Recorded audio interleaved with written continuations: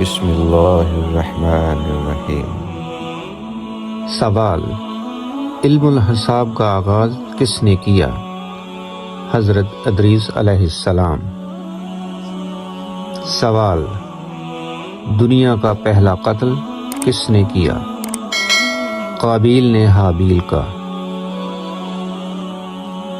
سوال: ابو البشر کس کا لقب ہے؟ حضرت آدم علیہ السلام۔ سوال: قرآن مجید کے کل کتنے نام ہیں؟ جواب: 56۔ سوال: قابیل اور حابیل کون تھے؟ جواب: حضرت آدم علیہ السلام کے بیٹے۔ سوال: اسلام کے پہلے مؤذن کون تھے؟ جواب: حضرت بلال رضی اللہ تعالی عنہ۔ سوال: قرآن مجید میں رکوع کی تعداد کیا ہے؟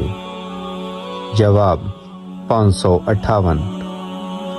سوال: قرآن مجید میں کتنی منزلیں ہیں؟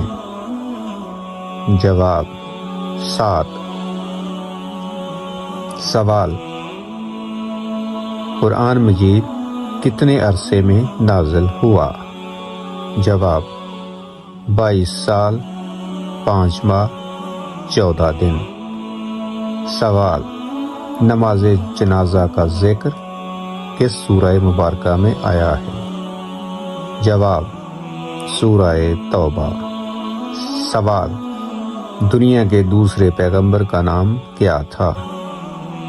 جواب: حضرت شیس علیہ السلام۔